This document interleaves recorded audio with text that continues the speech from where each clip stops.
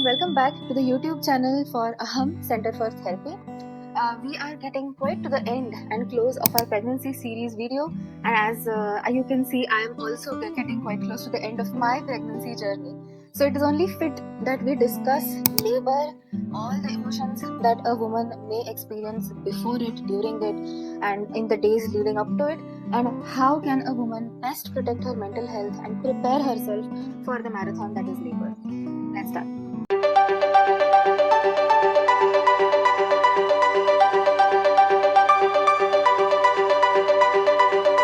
So the very first thing is actually allowing yourself to think about labor in the first place.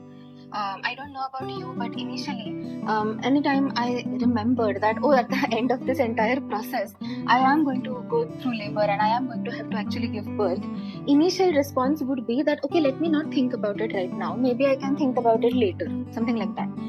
But with time, of course, my therapist senses were telling me that Ishwari, this isn't going to work in the long run. So one day I did actually sit down with myself and I asked myself, what exactly about labor am I afraid of? Is it the physical pain? Is it the prospect of something going wrong, some kind of complications coming on? Is it the change that the labor signifies? That it's almost like a pre-pregnancy and post-pregnancy bifurcation in my life that's going to happen, correct, when I give birth. So what is it exactly? And like all things that human beings are afraid of, once you're able to pinpoint exactly the source of your fear or the source of your nervousness about anything, it just immediately makes you feel empowered. So I will urge you to pause the video right now and kind of sit down and ask yourself, what part of the labor and that experience am I most afraid of? Keep in mind that maybe initially the response that you get is everything about it, which is fair and which is fine. Just give yourself one more minute, maybe take some deep breaths before continuing and asking the question once more. So pause the video and then we'll see what to do with it. Consider this scenario that when you, in let's say, once the 9th month begins or as the 9th month starts coming to an end, labor is something that is more and more on the woman's mind, correct? Now in that time, with a thought regarding labor, when it pops up, a feeling regarding labor pops up, you read something, you hear something, the instant reaction that a woman may have in the face of that is, what can I do so that I don't have to go through this? What can I do so that I can be better than these anecdotes that I am listening to? And perhaps that is the point that's getting missed. Maybe the real point is to actually then say that, okay, seems like this emotion is even showing up right now as I'm thinking about labor. So it's a fair bet that the emotion will also be there when I'm actually going through it. So how can I create space? So if I approach it from a lens of acceptance, 2-3 things happen. Number one is, I somewhere anticipate and expect that I will be going through this. So in a very roundabout way, that brings up confidence for you that, okay, I might experience this. The second thing is, you can actually practice making space for that emotion even before you go through labor. So a lot of the breathing and the meditation that I'm doing these days includes imagining that I'm going through that pain and then finding my way to breathe around that pain, to actually imagine that the pain is an object in my body which I'm just holding at some point, right? And then the third thing that happens is, sometimes you surprise yourself by realizing that once I breathe through it, once I let myself sink into that fear or that pain rather than running away from it, it immediately loses its control, it immediately loses its weight. And all these three things have gone a long way in helping me and also many other women experience labor in a lot more healthier manner. The next thing that I want to definitely talk about, and something that I have used extensively to prepare myself for labor, is to approach it from a lens of acceptance rather than a lens of avoidance and perfection.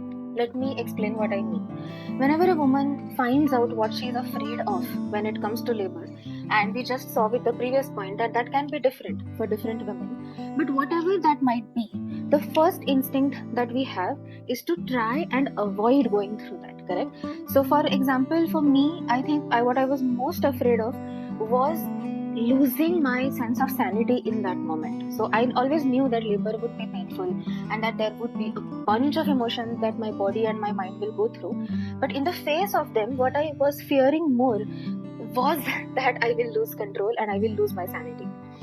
So now that I knew that, okay, this is something which I am afraid of, the key then was not to try to avoid doing that and making sure that it's perfect and that I am the perfect and the ideal woman as in going through labor, but rather was from a lens of acceptance that if those emotions do show up, and I think I am very much entitled to feeling those feelings in those moments, how can I make and create space in my body and my mind for those feelings? And can I even make space for it right now as I'm thinking about labor? Think about preparing for labor as preparing a dish. For any dish, you need a lot of ingredients to make it work, correct? Like even if it is something as small as making dal chawal or something more elaborate and grand like making amras puri or something like that. We need a lot of ingredients. Similarly, to prepare for labor, a big chunk of the work that we did will be around your thoughts. That is what we are also trying to do through today's videos. Another big chunk is going to be breathing and relaxation, for which also we have videos.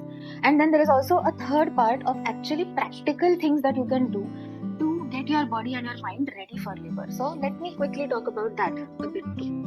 So I think from the second trimester onwards, after every meditation routine that I would do, I would help myself to slowly imagine the day of the labor. And initially, I only started small. Like I just started with, oh, maybe the labor pains have started, the contractions have started, and they're quite far apart. And I am in the moment quite okay. And then actually, over a span of say 2-3 months, I was able to get myself to imagine the point where, okay, now the baby is out and the doctors have given the baby to me, and then I'm actually bonding with my baby.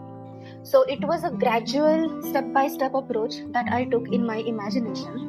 And what that helped me was also again realize what am I confident about, what am I afraid about, is there something that I need to read more about, know more about. So it just gave me a lot of insights, correct? So that was one practical thing. The second one was something called the perineal massage. You can read, there is like tons of resources on this, so I won't take your time to talk about it again. But I did that diligently after the doctor gave me the green signal that yes, that's safe for you right now. And initially, even while doing that for the first 2 days, I was like, oh my god, I don't want to do this. It's uncomfortable, it's painful, it's awkward, I don't like it. But then the key was once again to just accept and make space for that pain, to breathe through it, to sink into it, and then carry on. So one key thing that I realized through these practical small things that I did was the more I surrendered myself to the pain, the lesser it got. And this is perhaps the hardest thing to do when the pain is so much and when so many things are going on, you're exhausted.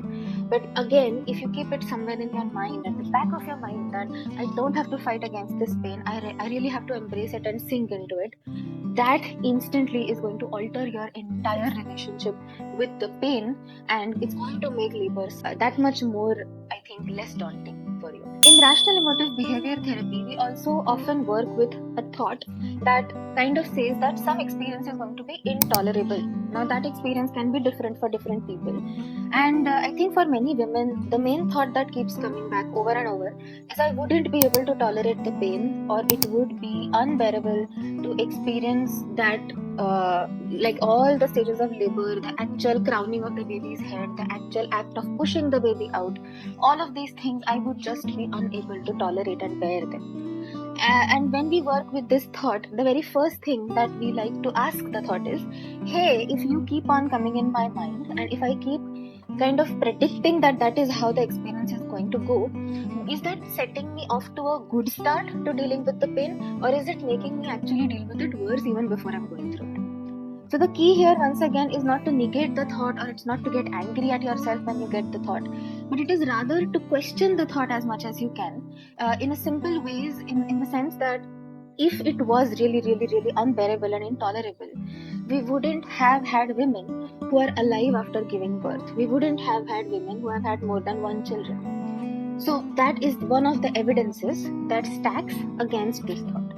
The second evidence, and this is something that my midwife in the care that I'm taking asked me to think about, that how have you dealt with pain before, and were there times in your life where some kind of pain felt unbearable but in the end it wasn't? And thinking about that really helped me to reframe this thought whenever it did pop up. that oh my god, like going through the whole, I don't know how long labor is going to be, I don't know how many hours I will have to push to get the baby out. All of these factors remain uncertain, but what does remain certain then is my evidence that in the past, when I have gone through pain, when I have gone through something which I was very scared of, I did make it out on the other side. And if I have to make it out on the other side, saying that this is going to be intolerable is just an all around bad bargain, rather than saying to myself that it would be excruciating, it would perhaps be the hardest and the most difficult thing I've ever done and I will ever do in my life, but it certainly won't be unbearable. And I trust myself and my body enough that it will see me through that experience. So, this reframing is something which I would urge you to try out as well. If possible, write down the thoughts that you have that are falling in this category, that unbearableness, intolerableness, it would be too hard, it would be too difficult, all these different shades of the same belief, write it down, and then try to ask the same questions that I asked myself. Do I have the evidence that I have tolerated something before? What does the general world that I see around me tell me? What is ultimately going to help me to feel more prepared and more confident? Because if you remember in a previous point, we have seen that what is going to help you during labor is oxytocin, not cortisol. So, a very, very simple question can be that if I keep calling this experience unbearable, is it going to make the cortisol go up or is it going to make the oxytocin go up?